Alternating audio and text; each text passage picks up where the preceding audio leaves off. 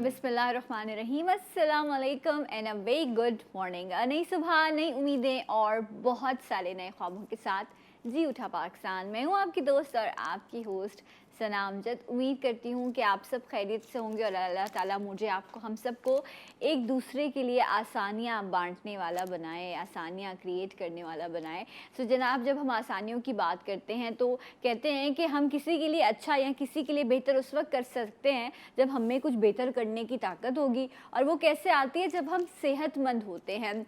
और स्पेशली अगर हम कोविड-19 की बात करें, जो 2019 से लेकर अब हम 2020 तक जो है वो कोविड में मुब्तला हैं। बहुत सारे ममालिक ऐसे हैं जहाँ पर सेकेंड वेव जो है वो इस कोविड की आ चुकी है। लोग बहुत परेशान हैं।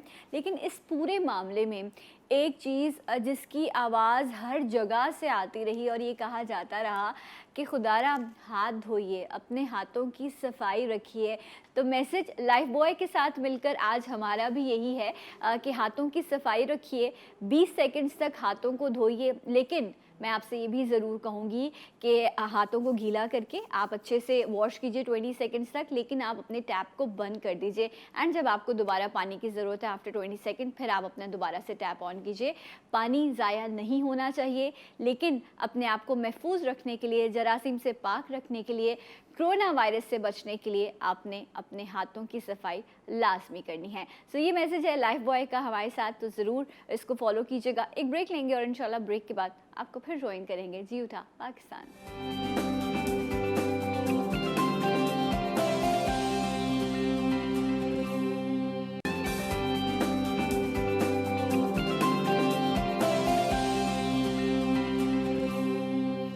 जी नाज़रीन, एक बार फिर से आपको प्रोग्राम में खुशामदीद कहते हैं। आपका दिन अच्छा गुजरे और अपने प्लेटफॉर्म के ज़रिए मुख्तलिफ़ हवालों से कुछ अच्छी बात आप तक पहुंचाने की कोशिश।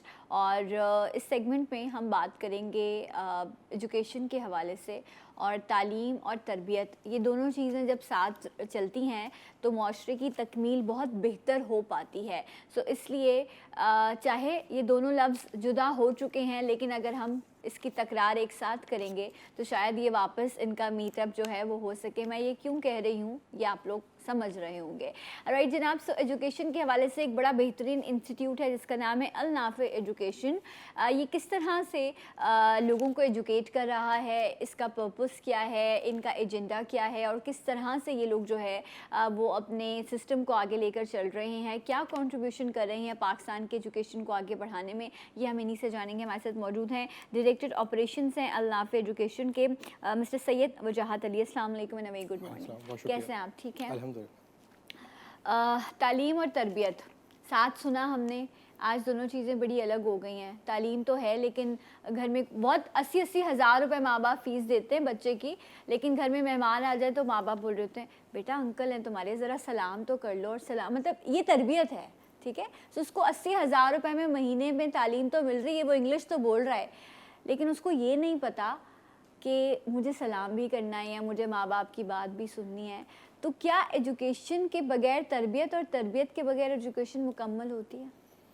हमको इस सवाल को समझने के लिए थोड़ा और पीछे जाना पड़ेगा और ये समझना पड़ेगा कि तालीम और तरबियत जो है वो क्या है नंबर एक, और वो कौन से मकासद हैं कि जो पूरे करती हैं। हाँ। तो हम अगर बहुत मुख्तसर से अंदाज में देखें तो तालीम असल में इल्म को वक्तन फ़वक्तन थोड़ा थोड़ा करके बच्चे के शऊर के अंदर उतारना है ताकि वो आने वाली ज़िंदगी के लिए अपने आप को बेहतर इंसान बना सके। ठीक है। और अगर हम फेयर तरबियत इनफ। की बात करें तो तरबियत जो है वो उसके फ़िज़िकल अपीयरेंस, उसके वजूद का हिस्सा है।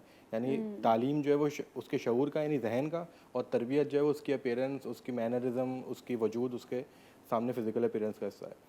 अच्छा, ये क्यों हमारे पास से चला गया? बहुत सारी वजूहत हो सकती हैं। मैं समझता हूँ सबसे बड़ी वजह जो है वो हमारी तालीम का कमर्शलाइज हो जाना, नंबर 1। नंबर 2, जो उस्ताद और बच्चे का यानी शागिर्द का ताल्लुक़ है ना, ज़ाती तौर पे वो टूट जाना है। हमारे ज़माने में या और उससे पुराने ज़माने में शागिर्द के साथ उस्ताद का एक ज़ाती मोहब्बत का ताल्लुक़ होता था, जिसको वो चाहता था कि ये ज़िंदगी में एक अच्छा इंसान बन सके। लेकिन कमर्शलाइजेशन होने की वजह से अब स्टूडेंट जो है वो एक कस्टमर है, और कस्टमर के साथ हम बाकी कोई भी अखलाकियात की बात कर लें, लेकिन कस्टमर जो है ना वो उसको तेज़ी से गुजारना होता है काउंटर में से, और उसको ज़्यादा से ज़्यादा फ़ीस कलेक्ट करके उसके साथ जो है वो मामला करना होता है।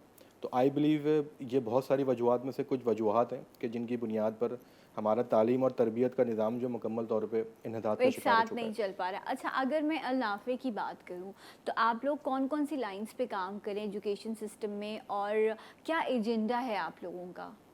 देखें, जैसे मैंने शुरू में अर्ज़ किया कि तालीम के बहुत सारे मकासद में सबसे पहला मकसद ये होता है कि उस इंसान को बेहतर तरीके से आने वाली ज़िंदगी के लिए तैयार किया जा सके, और उसमें एक बहुत बड़ा पार्ट जो है वो उसकी मुआशी फिजिबिलिटी या स्टेबिलिटी होती है।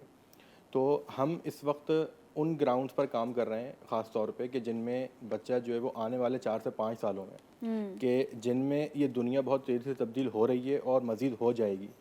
तो बजाय इसके कि वो ये तालीम जो कि इसको कंटेम्प्रेरी मिल रही है और नॉर्मल हमारे करिकुलम के ज़रिए से, बजाय इस तालीम देने के वो तालीम दी जाए कि जिसके ज़रिए से वो आइंदा आने वाले वक्त में अपने आप को ना सिर्फ काबिल बना सके, बल्कि जो आने वाले वक्त में मुआशी पूरी दुनिया का स्टेटस है उसमें से अपना हिस्सा भी ले सके। ठीक है। तो मैं इसमें एक हवाला देना चाहूँगा वर्ल्ड इकोनॉमिक फोरम का, कि जिसने एक लिस्ट शाये की थी 2017-18 में, कि जिस लिस्ट के तहत दुनिया के टॉप 10 ऐसे फील्ड्स और ऐसी एजुकेशन हैं कि जो ऑब्सोलीट होने जा रही हैं, यानी उनमें आने वाले वक्तों में 80 मिलियन जॉब्स ख़त्म होने वाली हैं।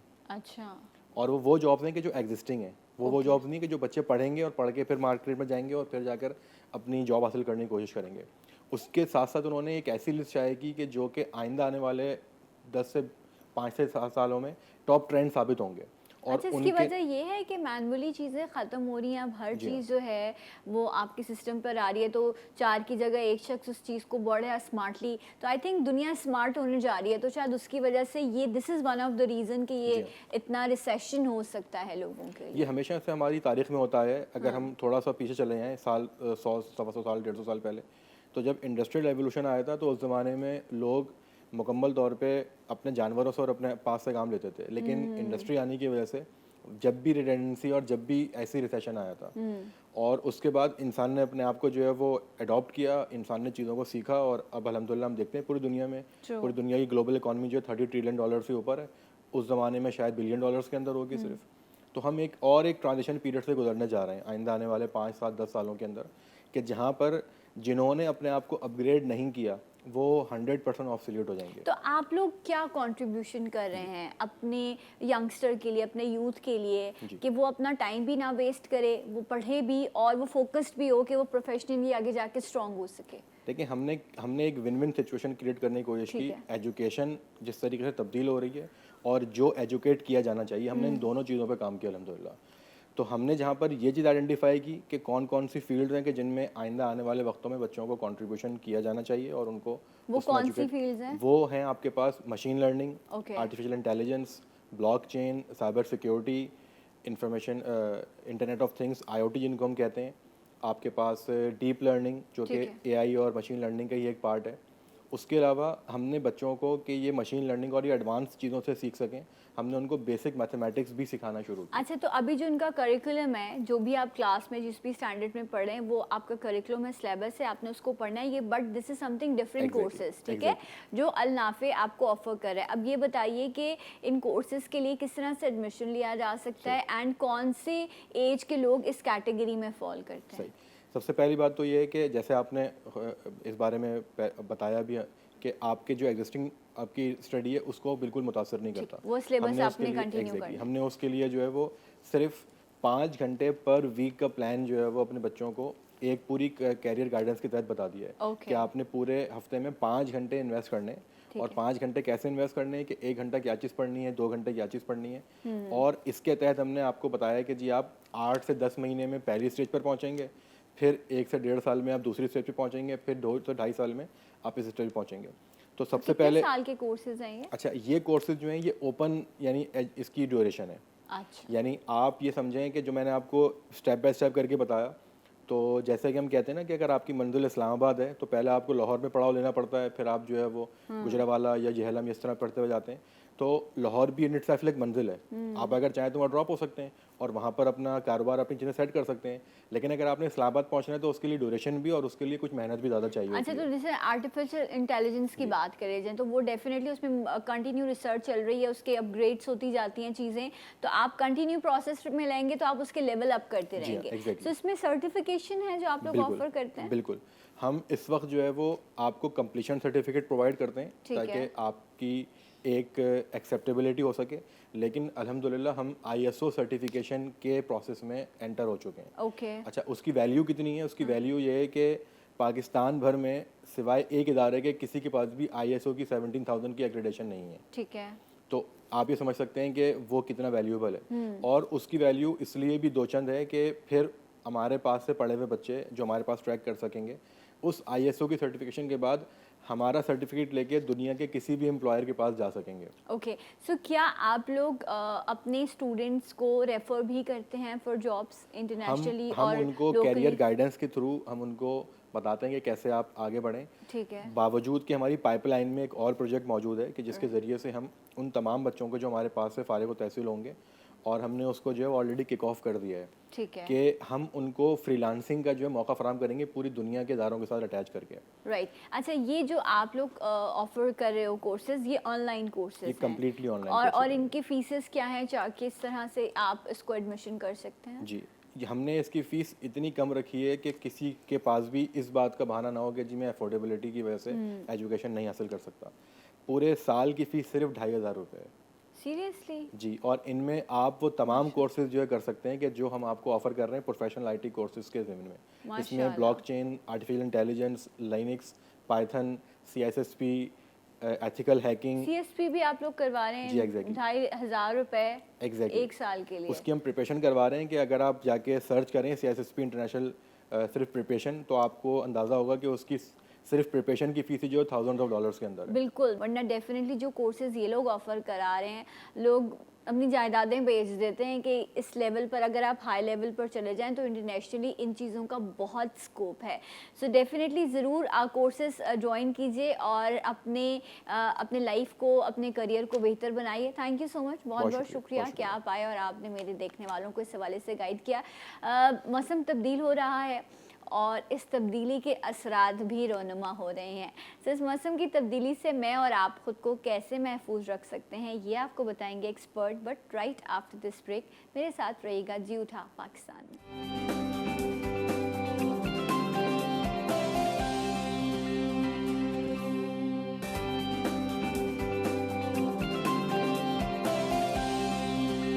Once again welcome back. जी उठा पाकिस्तान में आपको खुशामदीद कहते हैं। और कराची वालों, ये मौसम कैसा है? सुबह जब उठो, मुझे तो वैसे भी सर्दी बहुत सर्दी अच्छी होती है लेकिन सुबह उठना इज़ सो डिफ़िकल्ट। सो आज भी सुबह, बल्कि पिछले कुछ दिनों से ऐसा मौसम है कि जब आप सुबह उठें तो ठंडा ठंडा सा आपको फ़ील हो रहा होता है और वो हवा में एक वो जो सर्दी वाली खुशबू है ना, वो आपको शाम से महसूस होना शुरू हो जाती है। लेकिन दोपहर में अच्छी खासी गर्मी है कि आपका AC के बगैर गुजारा नहीं है। अब ये जो ठंडा गर्म है ना, लिटरली ये बहुत नुकसानदेह होता है। तो अक्टूबर में अब कराची में नॉर्मली जो है ये वाला वेदर चेंज होता है और ओवरऑल इस वक्त पाकिस्तान भर में है। अगर आप नॉर्दर्न एरियाज़ या इस्लामाबाद या लाहौर साइड पर, तो अच्छा मौसम हो चुका है। सो ये जो मौसम की तब्दीली है, वो लोग जिनकी इम्यूनिटी काफ़ी कम होती है, जिस तरह हम कोरोना के लिए भी बात कर रहे थे और कोरोना भी कह रहे हैं कि दोबारा से स्प्रेड हो रहा है। सो हमें एहतियात क्या करनी है कि हम इस मौसम की तब्दीली से और इस कोरोना से ख़ुद को हम बचा सकें। इसी हवाले से वो चीज़ें जो आप नॉर्मल रूटीन में कर सकते हैं, वो चीज़ें जो हर्ब्स के थ्रू हो सकती हैं, आपके किचन में मौजूद हैं, उनको आज हम डिस्कस करेंगे। और जी बिल्कुल, मॉर्निंग शो की बरादरी है, वेलकम करते हैं हुमैरा जी। अस्सलाम वालेकुम, कैसे हैं आप? अस्सलाम, मैं बिल्कुल ठीक ठाक। ठीक हैं। मौसम की कैसी हैं? आपकी तबीयत ठीक है? मैं ठीक हूँ अल्हम्दुलिल्लाह, ऑल सेट, परफेक्ट। हाँ जी, अस्सलाम वालेकुम, आदाब अर्ज़ा शाह साहब। शाह साहब वैसे यहाँ होते हैं लेकिन आज यहाँ हैं आप। हाँ, आज आपकी जगह तब्दील हो गई है। क्या हाल है बेटा, खैरियत से? मैं ठीक हूँ, आप खैरियत से? अल्लाह का एहसान, शुक्र अल्लाह का। अच्छा जी, सो ये कराची का जो मौसम है, वैसे तो पता नहीं, लोग कहते हैं कि कराची के लोग बेवफा होते हैं, मुझे तो लगता है कराची का मौसम भी जो है मौसम ना बेवफा है। वो सबसे ज़्यादा बेवफाई करता है। सो ये जो इस वक्त सर्दी और ठंडा गर्म है, ये बहुत ज़्यादा लोगों को जो है ना तकलीफ़ पहुंचा रहा है कि आप एसी में हैं और एकदम से आप हीट वेव भी थी कराची बिल्कुल, में heat पिछले wave दिनों थी, में। yes। So what you suggest कि क्या अपनी बॉडी के टेम्परेचर को बैलेंस करने के लिए करना चाहिए? बिल्कुल मैं कहूँगी कि कोशिश ये करें कि एसी को अवॉइड करें अभी, क्योंकि अभी हमारे यहाँ जो मौसम चल रहा है ना, ये लू वाला मौसम है। आप अच्छा। ये देखें, क्योंकि मैं इस वक्त ये करती हूँ कि मैं तमाम दरवाजे और खिड़कियाँ बंद कर देती हूँ कि हवा का कोई रास्ता ना हो, दीवारें ठंडी रहती हैं इससे। आपका घर ठंडा रहेगा। दूसरी चीज़ ये है कि पानी का इंटेक बहुत ज़्यादा करें और दोपहर में खाने के साथ कच्चा प्याज ज़रूर खाएं बगैर धोए। ये अच्छा। आपको डिटॉक्स करता है आपकी बॉडी को। वो तो स्मेल नहीं करेगा? नहीं, कच्चा प्याज आप खाने के साथ खाएं, मैं खाली नहीं खाने को कह रही हूँ, सैलेड के तौर पे। सैलेड जैसे आपने के देखा तौर होगा पे। पठान जो है ना, सिर्फ प्याज को ऐसे तोड़ते हैं, छिलका उतारते हैं और वो खा रहे होते हैं, रोटी के साथ भी खाते हैं वो। तो अच्छा। आपके लिए बेहतरीन डिटॉक्सिफिकेशन करेगा। आपकी बॉडी में सल्फर उसके अंदर होता है, आपकी बॉडी को बूस्ट करता है, एनर्जी बूस्ट करता है। अच्छा, तो वो basically। कचूमर सैलेड वगैरह जिस तरह बनते हाँ, हैं, बना आप सकते उसको हैं। टमाटर प्याज खीरे ऐसे के भी साथ बना आप लें, सैलेड बिल्कुल। बना के, और ये बड़ी अच्छी चीज़ उन्होंने कि दोपहर में लंच में सादा जिस तरह सिंपल आप खाना खाएं, सब्जी खाएं, दाल खाएं, कोई भी चीज़ खाएं, आप उसके साथ सैलेड बना लें, बिल्कुल। लेकिन उसमें प्याज जो है वो लाजमी होना चाहिए। लेमन ऐड कर सकते हैं? लेमन तो बहुत अच्छा है, मैं तो कहती हूँ चाहे गर्मी हो चाहे सर्दी हो, आप लेमन ज़रूर ऐड करें। और दूसरी चीज़, अभी हम देखेंगे कि ड्राई मौसम हो रहा है, आपकी नाक ड्राई हो रही होगी, आपकी बॉडी ड्राई हो रही होगी, तो ऑयल कोई भी आपके पास, सरसों का है ना, कोकोनट का है, किसी भी किस्म का ऑयल है या जैतून का है, आप नाक में एक एक ड्रॉप्स डाल के सोएं और बेली बटन में भी, नाक में भी। आपकी बॉडी ड्राई नहीं होगी, आपकी नाक ड्राई नहीं होगी, आपको नज़ला नहीं होगा। आप ये देखिएगा, आपका हेडेक अगर हो रहा है तो वो भी आपका ठीक होगा अच्छा, इससे। तो आपने इन चीज़ों को प्रैक्टिस करना है। जी शाह साहब। देखिए, इस मौसम में पानी नॉर्मल से ज़्यादा पिएं, क्योंकि इस मौसम में आपको पसीना नहीं आता। Yes। ठीक है। और दूसरा ये है कि ये किडनीज़ के लिए भी बेहतर रहता है। आपने देखा होगा कि सर्दियों में ज़्यादातर यूटीआई हो जाता है लोगों को, यूरिन में बर्निंग की शिकायत हो जाती है। इसके अलावा तेज़ाबियत भी बढ़ती जाती है। तो इसलिए पानी का टेक ज़्यादा रखें। फ्रूट जो मौसम के हिसाब से आ रहे हैं, जिस तरीके से अभी ऑरेंज आ रहे हैं, अनार आया हुआ है, ये चीज़ें इस्तेमाल करें। और साथ में लेमन जूस, जिस तरह भी डॉक्टर साहब ने कहा, बहुत अच्छा है सेहत के लिए। इसमें विटामिन सी भी मिल रही है आपको।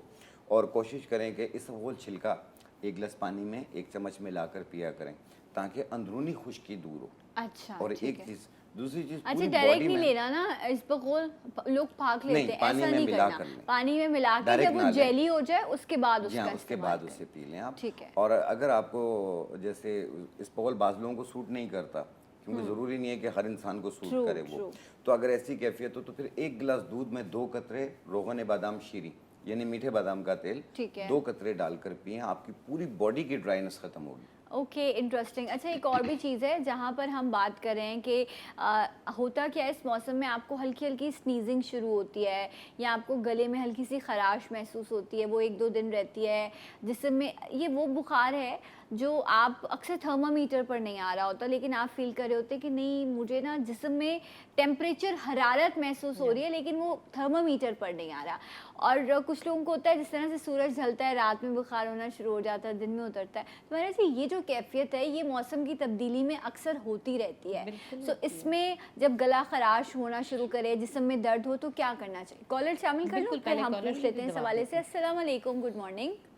गुड मॉर्निंग, अस्सलाम वालेकुम सलाम। वालेकुम अस्सलाम, कौन है हमारे साथ? जी, हुमैरा बात कर रही हूँ। मिस हुमैरा से मेरे 2 सवाल आते हैं। जी। एक तो मैंने ये पूछना है कि मुझे बहुत ज़्यादा रेशा का मसला है, उसके ठीक है। लिए कुछ बता दीजिए। और दूसरा, मेरी वालदा को बवासीर होती, कभी खूनी होती, ओहो। ज़्यादातर खूनी बवासीर है, वरना बाजी भी अक्सर हो जाती है, उसके लिए कुछ बता दीजिए।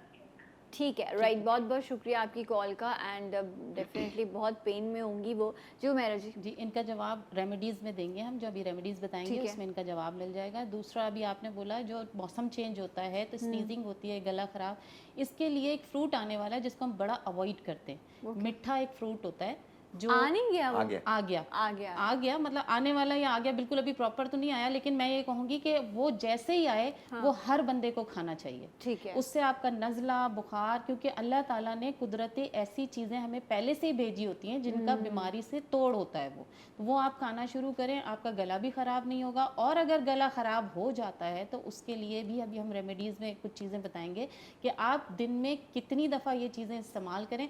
आपने करना, उससे कोई नुकसान नहीं है, आप उसको घर में ला के रखें, आपने खाना है वो। ठीक है। अच्छा जी शाह साहब, ये जो जिस्म में हरारत मैं एक महसूस चीज़ होती है सना जी। बताना चाहूँगा। जो भी कॉलर ने फ़ोन किया था, एक तो उन्होंने अपने बलगम रेशे का जिक्र किया, दूसरा उन्होंने पाइल्स का जिक्र जी, किया, पाइल्स का बवासीर का। उसको ठीक करने के लिए, चाहे वो किसी भी टाइप की हो, खूनी हो या बादी हो, उसमें आपने लेना है संगे जराहत 50 ग्राम, अंजुबार 50 ग्राम और नीम के बीज 50 ग्राम। इनको मिलाकर बारीक पाउडर बना लें और आधी चम्मच सुबह, आधी चम्मच शाम पानी के साथ, और इसबगोल छिलका 1 चम्मच भर के 1 गिलास पानी में मिला के रात सोते वक्त पिएं।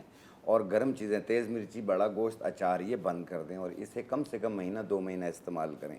फ़ायदा आपको 2 दिन में इंशाल्लाह हो जाएगा, लेकिन इसे रोकना नहीं है, इसे कंटिन्यू 2 महीना यूज़ करें, इंशाल्लाह मुकम्मल क्योर हो जाएगा आपका। इंशाल्लाह। अल्लाह ताला आपकी वालदा को शिफा दें। अस्सलाम वालेकुम। Hello, next collar. अस्सलाम वालेकुम। जी वालेकुम अस्सलाम, कौन है हमारे साथ? जी मैं उम्मे हबीबा बात कर रही हूँ लाहौर से। कैसी हैं आप उम्मे? खैरियत से उम्मे हबीबा? जी मैं ठीक ठाक, आप सुनाएं, आप कैसी हैं? मैं ठीक हूँ अल्हम्दुलिल्लाह। क्या पूछेंगी? मैंने डॉक्टर साहब से पूछना था, मेरा बेटा है माशाल्लाह 11-12 साल का, माशाल्लाह। तो उसको जुकाम इतना रहता है कि इतनी मैंने उसको दवाइयाँ तोड़ के इस्तेमाल कर ली हैं, लेकिन उससे गला और नज़ला ना अक्सर रहता है उसको। ठीक है। और मैंने अपनी अम्मी के बारे में भी पूछना था। जब मेरी अम्मी सुबह उठती है ना सो के, तो उनके शोल्डर में अक्सर दर्द रहता है, उनके जिसमें ऐसे अच्छा। खिंचाव सा रहता है उनका। ठीक है, ओके। हम ऑन एयर पूछते हैं। उम्मे हबीबा, बहुत बहुत शुक्रिया आपकी कॉल का। अच्छा शाह साहब, कुछ लोगों के साथ ना कहते हैं कि नाक की हड्डी बड़ी होती है या जी। गोश्त बड़ा होता है, और वो उनको 12 महीने वो बेचारे तकलीफ में रहते हैं, मौसम तब्दील हो ना हो उनके साथ ये प्रॉब्लम रहती है।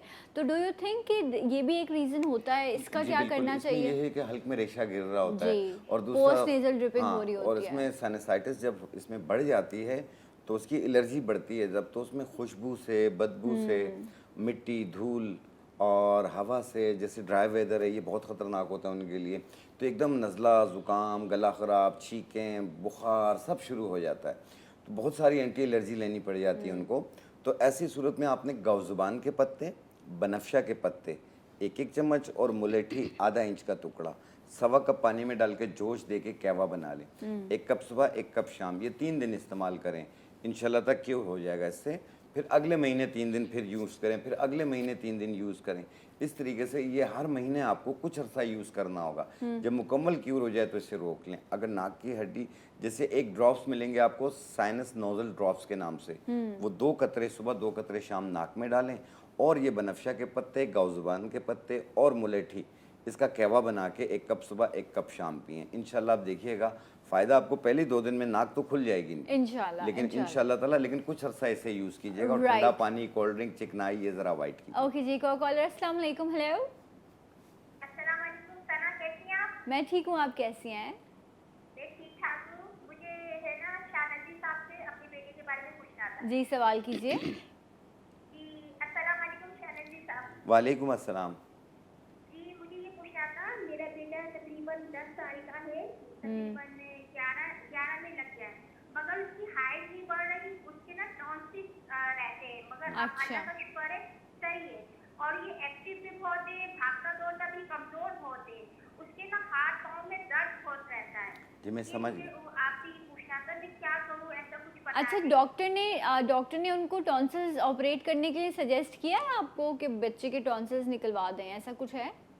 नहीं, वो मेडिसिन ली थी, माशाल्लाह से सही हो गया है, अभी अच्छा। तक सही है, स्कूल भी जा रहा है, मगर ये बीच में जैसे कुछ खाता है। ठीक मुझे है, ना ओके, हम डिस्कस करते हैं। मैं सिर्फ इसलिए पूछ रही हूँ बिकॉज मैं खुद पहले भी बता चुकी हूँ, मैं खुद टॉन्सिल्स की पेशेंट रही हूँ, और इतना स्कूल ऑफ होता था, हर थोड़े दिन बाद बुखार और गले में दर्द, आप कुछ खा नहीं सकते, मौसम की तब्दीली आप पर असर करती थी, बॉडी पेन रहता है, आप बहुत चिड़चिड़े रहते हैं।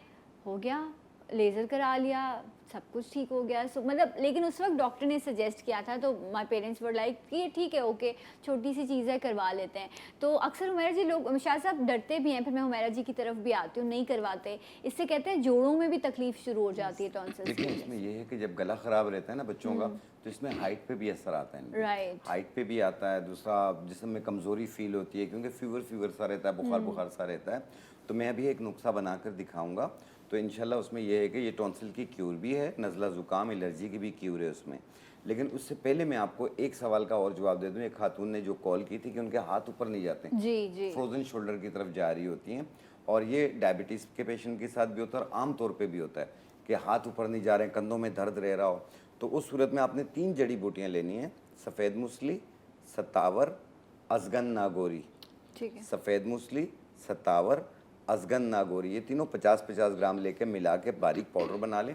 आधी चम्मच सुबह, आधी चम्मच शाम, 1 कप दूध या पानी से ये कंटिन्यू महीना एक इस्तेमाल कर लें। इंशाल्लाह आप ऐसे हाथ घुमाएंगे, आपको तकलीफ नहीं होगी। ओके राइट इंशाल्लाह। जनाब। अच्छा हुमैरा जी क्या बताएंगे इस पे, वो भी हम पूछते हैं, लेकिन पहले एक और कॉलर ले लेते हैं। अस्सलाम वालेकुम, गुड मॉर्निंग। जी वालेकुम सलाम। कौन है हमारे साथ? अख्तर हुसैन बात कर रहा हूँ रावलपिंडी से। जी अख्तर साहब कहिए। पिंडी में तो पोलन एलर्जी भी बहुत होती है ना, पिंडी इस्लामाबाद में। जी इस्लामाबाद में बहुत ज़्यादा होती है। अच्छा मैं ये पता करना था, मेरा बेटा 11-12 की उम्र है उसकी, जी। तो नक्सीर से आ जाती है ना, गर्मियाँ हो या सर्दियाँ हो, कोई भी मौसम हो तो नाक से खून अचानक आ जाता है। अच्छा ओके ओके, एक्सट्रीम वेदर में ऐसे लोगों के साथ होता है ये प्रॉब्लम, ठीक है। और कुछ पूछना है आपको? जी जी मैम, जल्दी इसका कांजी बता दें। ठीक है ओके, हम डिस्कस करते हैं। एक और कॉलर भी है। अस्सलाम वालेकुम। हेलो जी अस्सलाम वालेकुम। जी। वालेकुम अस्सलाम। जी मैं रावलपिंडी से हाफिज बात कर रहा हूँ। जी कहिए। जी हमारा गला आज करीबन हफ्ता हो गया है, मतलब गला बिल्कुल खराब हो रहा है, बुखार हो रहा है, बिल्कुल छोड़ नहीं रहा है। तो बाल कोड़ी कोड़ी हो रही है, बिल्कुल बुखार नहीं छोड़ रहा है। अभी थोड़ा सा आराम आया हुआ है, लेकिन मैंने रात को शायद दिया, ठंड रात को सबसे ज्यादा खांसी मतलब होती है रात। आबिद साहब जाके तो एक बार, मैं आपको डरा नहीं रही लेकिन फिर भी कह रही हूँ, एक कोरोना का टेस्ट करा लें, क्योंकि जहाँ वायरल है वहाँ पर कोरोना भी साथ साथ है। क्योंकि आप कह रहे हैं 1 हफ्ते से, क्योंकि वायरल होता है तो वो 2-3 दिन बाद जो है ना वो थोड़ा सबसाइड होना शुरू हो जाता है। तो कोई हर्ज नहीं है, ताकि आप अपने दूसरों को, अपने रिश्तेदारों को, अपने घर वालों को महफूज रख सकें। सो वायरल और कोरोना दोनों में फ़र्क भी ज़रूरी है समझना, और इसका इलाज भी इंशाल्लाह इसको हम डिस्कस करेंगे। हुमैरा जी भी हमारे साथ हैं, शाह साहब भी हैं, लेकिन इस ब्रेक के बाद हमारे साथ रहेगा जी उठा वाक्स।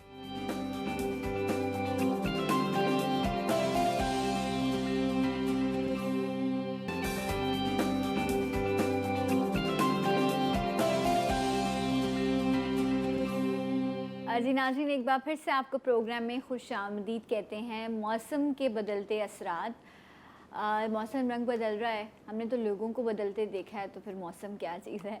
ऐसे जनाब इस मौसम में आपने ख़ुद को महफूज कैसे रखना है, बिकॉज़ कोरोना की भी जो है वो सेकेंड वेव आ रही है, और तो आपने कोरोना से भी ख़ुद को बचाना है, मौसम के असरात से भी ख़ुद को बचाना है। सो इसलिए कोशिश कीजिए कि बल्कि कोशिश नहीं, लाजिम है ये चीज़ कि आप मास्क का इस्तेमाल करें, और अगर आपको हल्की सी भी तबीयत में तब्दीली महसूस होती है तो आप ख़ुद को दूसरों से अलग कर लीजिए, बिकॉज़ इसको आइडेंटिफाई करना थोड़ा सा मुश्किल हो जाता है स्टार्ट में कि आया ये वायरस है या ये कोरोना है, राइट। सो ब्रेक पे जाने से पहले हमारे साथ कॉलर भी थे, पिंडी से 2 कॉलर्स थे, और उन्होंने पूछा कि नक्सीर जो है वो जब एक्सट्रीम वेदर होता है तो नक्सीर से मतलब नाक से खून आने लग जाता है, तो उसका क्या करना चाहिए? मेरा जी क्या सजेस्ट करेंगे? बिल्कुल, इसके लिए सबसे पहले तो प्याज का ही हल बताया है कि प्याज का जो अर्क है वो सूंघना है, क्योंकि अंदर तो नाक में तो नहीं डाल सकते, बहुत मिर्चें लगेंगी। दूसरा इसका हल ये है कि गाय का घी मिलेगा, गाय के दूध का घी, देसी घी जो होता हाँ है। देसी घी, गाय का, भैंस का नहीं। अच्छा। वो आपने ड्रॉपर में डाल के रख लेना है, उसको थोड़ा सा मेल्ट करके 1-1 ड्रॉप वो डालें नाक में, ताकि आपकी जितनी भी नर्व्स हैं वो अंदर जो ड्राइनेस आ रही है वो उसको नम कर देगी। तो गाय का घी इसके लिए फ़ायदेमंद होता है। और कोशिश करें जब भी नक्सीर होती है तो आपने लेट जाना है, बैठना नहीं है, क्योंकि जब आप बैठते हैं तो ज़्यादा ब्लीडिंग स्टार्ट हो जाती है। तो ब्लीडिंग को रोकने के लिए बेहतरीन यही है कि आप प्याज फ़ौरन सुंघाएं उसको और लिटा दें थोड़ी देर के लिए। Okay right. अच्छा साहब आप क्या कहेंगे? देखिए इनको शरबत अंजुबार, अंजुबार, ओके। शरबत अंजुबार 1 गिलास पानी में 3 चम्मच मिला के 1 टाइम रोज़ाना पिएं, और जब ठीक हो जाए तो इससे रोक लीजिएगा। क्योंकि ये हर किस्म के बहते हुए खून को रोकती है। तो इसलिए जो जिस तरीके से नक्सीर फूटती है, आप देखिएगा कि ये चीज़ आस्ते आस्ते क्योर होना शुरू हो जाएगी। पहले आपको हफ्ते में एक बार होती थी, तो फिर महीने में एक बार होगी, फिर इस तरीके से ये आस्ते आस्ते ख़त्म हो अच्छा, जाएगी। वैसे जब एक्सट्रीम वेदर होता है ना, बहुत गर्मी हो या बहुत ज़्यादा ड्राइनेस हो, तो फिर ये प्रॉब्लम होता है। इसलिए जो है, जिस तरह अभी शाह साहब ने, अबर हुमैरा जी ने भी बताया, तो आप इन चीज़ों को फॉलो कीजिएगा। एक और कॉलर, अस्सलाम वालेकुम। हेलो जी, कौन बात कर रहे हैं? मैं अमजद बात कर रहा हूँ कराची से। कहिए। मेरा बेटा है 4 साल का, ओके। उसका कद नहीं बढ़ रहा है और बालों की ग्रोथ भी नहीं है, बाल भी बहुत कम आते हैं। अच्छा, बेटी के भी बेटे के भी। अच्छा, आपने बच्चों के डॉक्टर को दिखाया उन्हें? दिखाया था, खैर कद के बारे में तो मुझे कुछ बताया नहीं, बोला था और बालों की ग्रोथ के लिए एक डॉक्टर ने बोला था, लेकिन इत्तेफाक से हफ्ते बाद बुलाया था तो उनकी डेथ हो गई। बच्चों की बस एज वो क्या मेरे बताइए? डॉक्टर 4 को साल। बहुत अच्छे 4 मिले साल, थे, ओके। लेकिन अच्छा, तो आपके बेटे की उम्र 4 साल है और आपके दूसरे बच्चे की उम्र क्या है? वो मेरी बेटी है 1.5-2 साल की, लेकिन दोनों के सर के बाल अगर गंजा करते हैं ना, हाँ। तो 6-7 महीने लग जाते हैं हल्के हल्के बाल आने, ग्रोथ नहीं। अच्छा, okay okay, right. Thank you so much आपकी कॉल का। क्योंकि इतने छोटे बच्चे होते हैं ना, तो फिर इसलिए बेहतर होता है कि आप इनको जो है पीडियाट्रिशियन को ही दिखाएं। लेकिन फिर भी हम एक्सपर्ट से, अगर आप कुछ कहना चाहें, जिस तरह बड़े टोटके होते हैं ना कि जब गंजा कराओ तो उसमें पता नहीं तेल में क्या क्या मिला के लगाते हैं। कोकोनट ऑयल में सिंपल ये जो नारियल का बाल होता है ना, ये जला के वो तेल में डाल दें और वो बच्चे के फिर गंजा करने के बाद जो भी है, क्योंकि बच्चे छोटे हैं तो फिर वो अप्लाई करें और नहीं भी गंजे करें, लेकिन आप ये ऑयल ज़रूर लगाएं। ठीक है। नारियल के जो छिलका ऊपर का बाल होता है वो जला के उसमें डालना होता है, सुरमा बना के उसका।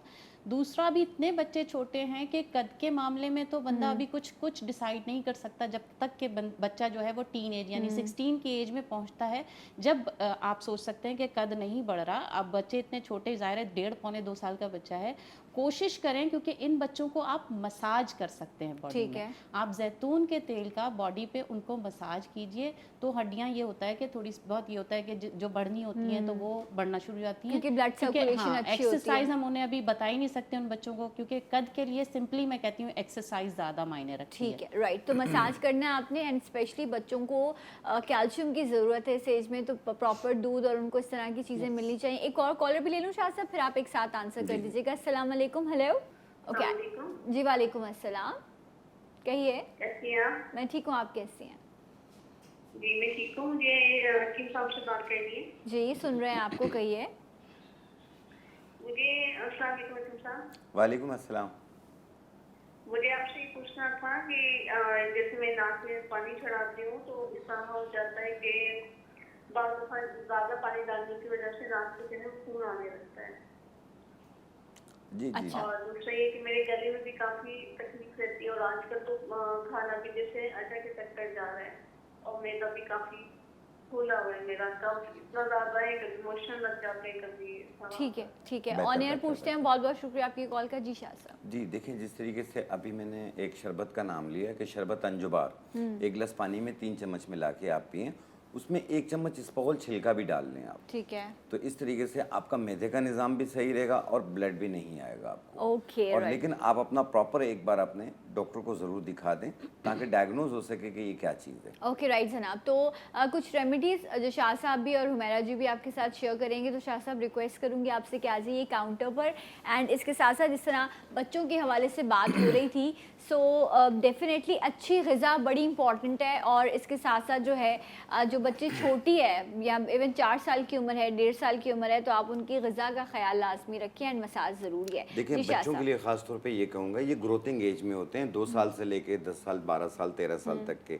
तो इनके ऊपर आप एक्सपेरिमेंट ना करें, इनकी ग़िज़ा अच्छी रखें, इनकी नींद पूरी करें, पानी ज़्यादा दें आप इन्हें, और उनका मालिश से चेकअप बराबर करवाते रहा करें। क्योंकि डॉक्टर उनका वेट भी करता है, उनकी हाइट भी नापता है, सारी चीज़ें नापता है, फिर उसी हिसाब से उनकी नशोनुमा के लिए आपको गाइड करेंगे। तो डेफिनेटली। इसलिए ये ज़्यादा बेहतर रहेगा। आप दूध का इस्तेमाल और धूप दोनों का इस्तेमाल जी। करें। धूप में थोड़ी देर बैठा करें और दूध ज़रूर दिया करें। राइट और जनाब। जी, अच्छा इस मौसम में जिस तरीके से एक पिंडी से कॉल थी, वो कह रहे थे कि मुझे 1 हफ्ते से गला भी ख़राब है, बुखार सा भी है, और यानी नज़ला, ज़ुकाम, खांसी, ये चीज़ें बहुत ज़्यादा रह रही हैं। तो ऐसी सूरत में आपने लेना है 1 कप पानी। ओके, 1 कप पानी, और इसमें हम क्या ऐड करेंगे? नज़ला, ज़ुकाम, खांसी, जी, जिस्म में नज़ला, दर्द, ये ज़ुकाम, जो खांसी। मौसम की तब्दीली से जो भी आपको प्रॉब्लम्स होती हैं, उनका ये ट्रीटमेंट है जो आपको शाह साहब बता रहे हैं। ये है सपिस्तान। सपिस्तान, कि तकरीबन 5 दानों के बराबर ठीक है, आपने ऐसे 1.25 कप पानी में डालना है सही है। इसको बॉईल करना है, जी, बॉईल करना है, इसका जुशांदा बनाना है। ओके। और ये 1 इंच का टुकड़ा मुलेठी का, राइट। और इसमें हम डालेंगे तुख्मे खुब्बाजी, तुख्मे खुब्बाजी, खुब्बाजी, जी हाँ। अच्छा, ये डाल लिया हमने। हाँ, इसको आप साफ कर लिया करें, आप देख अगर रहे हैं? वाइट कलर में मिले तो भी आप ले लें, ब्लैक में मिले तो भी ले लें आप। Okay, तुख्मे Right. खुब्बाजी, सपिस्तान और मुलेठी, ठीक है। इसका कहवा बना के 1 कप सुबह 1 कप शाम पिएं।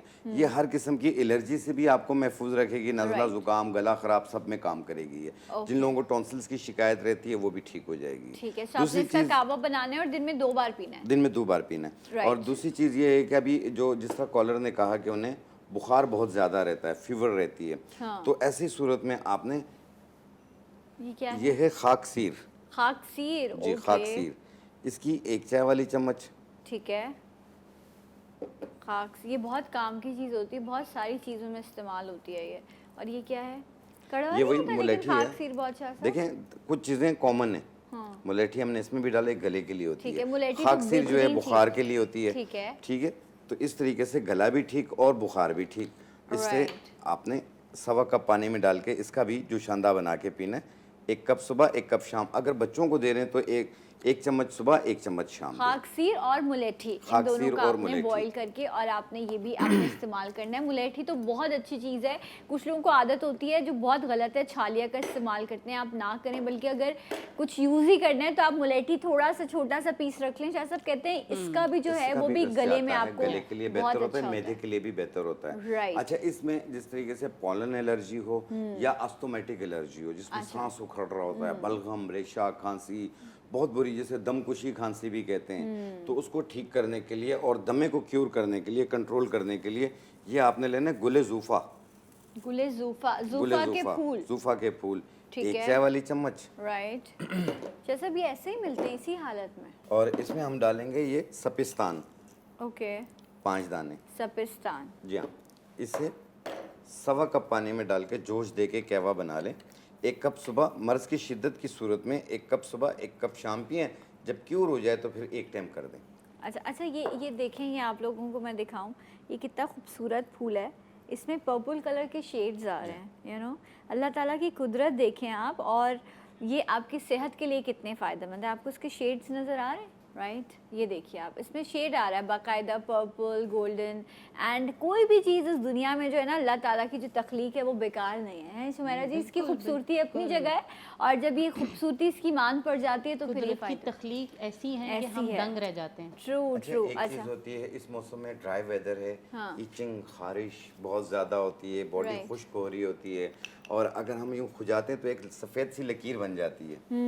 जी हाँ, उसको ख़त्म करने के लिए और उसे क्यूर करने के लिए, इन तमाम बॉडी की ड्राइनेस को ख़त्म करने के लिए मैं क्या ये है? दिखाना चाह रहा हूँ। हाँ। ये गंधक आंवला सार, इसकी स्मेल बहुत तेज़ होती है। अच्छा, जी हाँ, ओके। ये साबुत है। कितना चमकता हुआ ये या। पत्थर है, हाँ, देखें आप, ये बिल्कुल ब्यूटीफुल। साबुत है ये, अच्छा, ओके। और इसका पाउडर भी आंवला किया हुआ है। गंधा सार, गंधक आंवला सार। अच्छा सॉरी, गंधक मैं बड़ी माजरत का हूँ। नहीं, नहीं, गंधक आंवला सार इसका नाम है, और ये इतना खूबसूरत चमकता हुआ पत्थर है। ये देखें ना आप लोग, पहले जरा देखें मिनट में इसको, से पाउडर ये भी है इसका, और ये इस तरह से भी है। अच्छा, इसका इस्तेमाल कैसे करना चाहते देखें, हैं? इसको साबुत मिलेगा आपको पंसारी से। आपने लेना है इसका पाउडर, ठीक है, ये तकरीबन 1 बड़ा चम्मच भर के। मैं तो इसकी कलर की दीवान फैन हो जी गई हाँ, हूँ इसके। 1 बड़ा चम्मच भर के ठीक है, आप इसको तकरीबन जो है वो सरसों का तेल हो या नारियल का तेल हो, हाँ, उसमें आप इसका पेस्ट बनाएंगे, और नरम सा पेस्ट बनाएंगे ओके, कि बिल्कुल पतला हो पेस्ट इसका। राइट, इसे मिक्स करके आप अपनी बॉडी पे, पूरी बॉडी पे भी लगा सकते हैं। अगर ईचिंग खारिश हो रही हो उस सूरत में भी लगा सकते हैं, ड्राइनेस हो रही हो उस सूरत में भी लगा सकते हैं। नहाने से पहले 15-20 मिनट पहले इसे लगा लें, फिर ठीक है। 15 मिनट के बाद नहा लें। आप देखेंगे 60 to 70% ड्राइनेस खत्म होगी ओके, इससे। रियली ये सर इंटरेस्टिंग। पे भी अगर खुश्की की परत आ जाती है, ये हाँ, उसको भी खत्म करती बहुत है लोगों ये। को, कुछ लोगों को डैंड्रफ का बहुत ज़्यादा प्रॉब्लम होता है। अच्छा, एक और कॉलर भी हमारे साथ। अस्सलाम वालेकुम। हेलो हेलो हेलो, जी, अस्सलाम वालेकुम। वालेकुम अस्सलाम। कौन है हमारे साथ? महमूदा बात कर रही हूँ मैं, कराची से। अच्छा मैमूना जी, मैं सना बात कर रही हूँ कराची से। आप ठीक हैं? जी जी, मुझे हकीम साहब से बात करनी थी प्लीज। जी जी, वो अस्सलाम सुन रहे हैं वालेकुम। आपको, कहिए। जी, वो हकीम साहब से मैं ये कहना चाहूँगी कि मेरे ना अल्सर है मैदे में काफ़ी अरसे से, ओके। और वो जो है अब ना बड़ी आंत में आ गया अल्सर जो हैगा। ओहो। तो उससे ना मुझे जो है ना मरोड़ वाले काले स्टूल बहुत आ रहे हैं। मैंने बहुत इलाज करा लिए कई सालों से ना। Right right.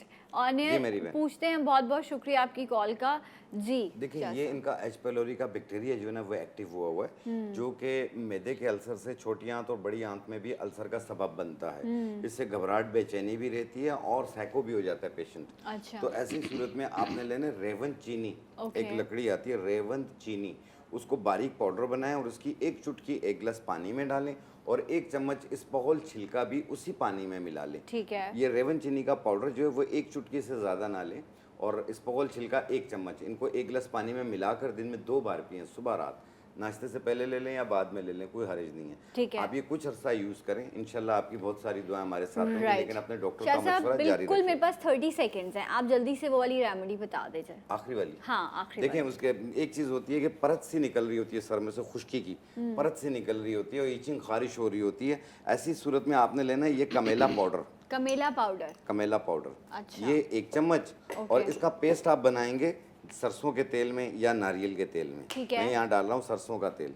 ओके। इसमें आपने पेस्ट बनाना है और सर पे लेप कर लेना है ठीक है। 15 मिनट के लिए। 15 मिनट के बाद आप अपना सर वॉश करेंगे, तकरीबन आपकी खुश्की काफ़ी दूर होगी। और इसे एक दिन छोड़ के आपने कुछ अर्सा यूज़ करना, जब मुकम्मल क्योर हो जाए तो आप इसे रोक दीजिएगा, क्योंकि इसकी वजह से बाल भी बहुत ज़्यादा गिरते हैं। ओके तो ये राइट। उसके लिए भी बहुत बेहतर है। सर की ज़बरदस्त। तो खुश्की ये को दूर सारी करती है। चीज़ें जो हैं वो आप ज़रूर इस्तेमाल कीजिएगा और जब आपको फ़ायदा हो तो हम सब के लिए दुआ कीजिएगा।